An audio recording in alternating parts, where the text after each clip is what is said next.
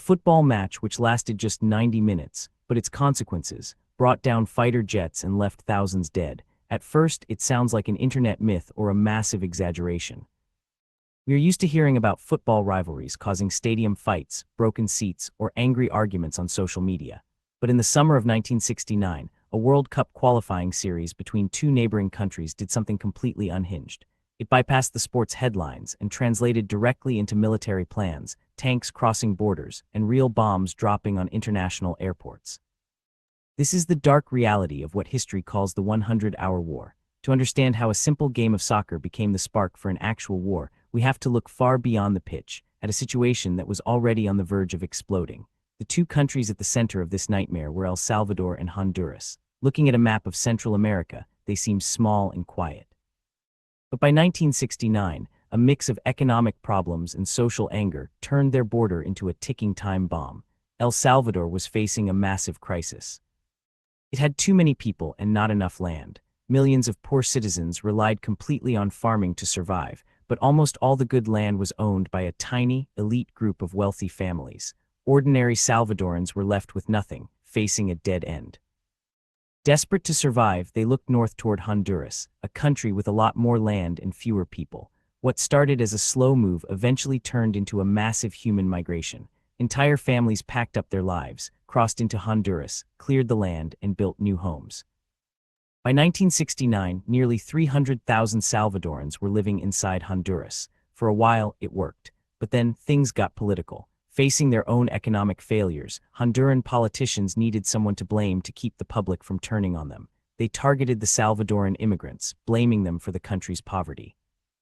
The Honduran government passed harsh new land laws, and families who had farmed that soil for decades were suddenly hunted down, beaten, and stripped of everything they owned.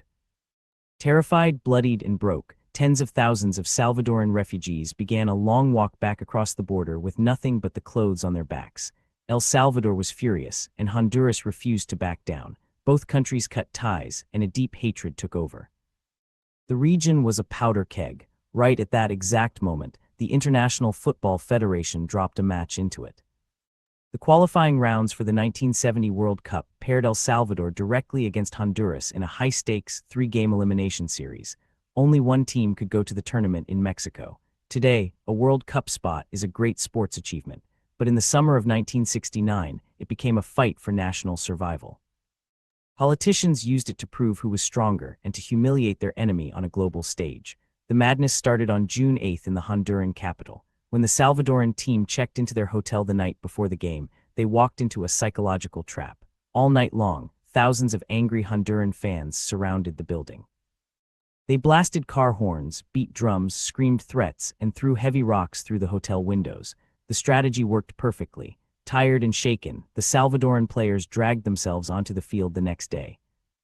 They struggled through 90 minutes in a hostile stadium, and Honduras scored a late winner in the final seconds to take the first game. And as the Honduran stadium celebrated, a tragedy happened back across the border. An 18-year-old Salvadoran girl named Amelia Bolaños sat in her living room, watching the final whistle blow on TV. Overwhelmed by the humiliation of her country, she walked over to her father's desk, opened the drawer, pulled out a gun, and shot herself. The entire nation of El Salvador was shocked and heartbroken. By the next morning, her face was on the front page of every newspaper, and the government immediately used her death. Amelia was turned into a national hero. Her funeral became a massive state event, and the president of El Salvador walked behind her coffin alongside the national football team. A sports defeat had turned into a blood feud, and the leaders made sure the public's anger stayed at a boiling point. 1 week later, the Honduran team traveled to San Salvador for the second game. They walked straight into a trap. The local crowd wanted revenge. Salvadoran fans surrounded the Honduran hotel, breaking windows, throwing rotten food and dead animals into the bedrooms, and screaming through megaphones until the sun came up. When the terrified Honduran players finally left for the stadium, they had to ride inside military vehicles, passing through crowds of people holding up large pictures of Amelia Bolaños. Fueled by pure anger, El Salvador dominated the match, winning 3-0. But the final whistle was just the cue for the real horror to start outside. Local mobs hunted down Honduran fans in the streets, beating people and burning cars. Hundreds of Hondurans fled for their lives toward the border. Back home, the Honduran government retaliated with extreme brutality, speeding up the violent expulsion of Salvadoran farmers and throwing families out of their homes. With both countries spinning completely out of control, a third, tiebreaker match had to be organized on neutral ground in Mexico City. Playing it in either country would have caused a massacre. The neutral match was a war on its own, full of hard tackles and physical exhaustion. After 90 minutes, the teams were locked in a 2-2 tie, forcing the game into extra time. Then came the breaking point. Salvadoran player Jose Antonio Quintanilla broke through and scored the winning goal, making it 3-2. El Salvador had won the match and earned their spot in the World Cup, causing massive celebrations at home.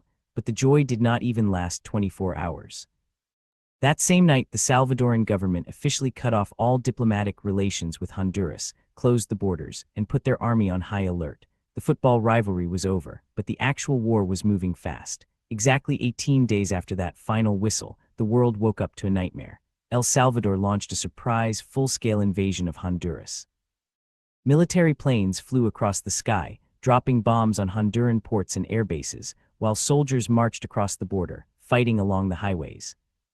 This was not media drama. This was a real war. The fighting lasted for just over 100 hours, but the damage left behind in those 4 short days was devastating. Around 3,000 people died in the dirt, thousands more were badly injured, and hundreds of thousands of innocent people lost their homes forever. The hatred ran so deep that a formal peace treaty was not signed until 1980, more than 10 years after the guns stopped firing. When the smoke finally cleared, many historians came up with a question. Did a football match actually cause a war? The real answer was no, not on its own. The land issues, the poverty, and the massive refugee crisis were completely real, and they had been building up in the dark long before anyone ever kicked a ball. Instead, the football matches acted like a giant spark dropped into a room filled with gasoline. The sport took years of hidden political anger and turned it into something immediate, deeply emotional. El Salvador did go to the 1970 World Cup in Mexico. Their tournament was a complete disaster. They lost all 3 games, let in 9 goals, and did not score a single time. But by then, nobody on either side of the border cared about the sport's stats. The game had already left a permanent trail of blood and broken families behind it. The real lesson of the football war isn't found in the goals scored or the trophy. It is a scary reminder of how fast a society can lose its mind when sports, politics, and national pride get mixed up together. Sports have a beautiful power to bring the world together, but they also have a dark side that can tear us apart. And in the summer of 1969, that dark side pushed 2 neighbor countries into a nightmare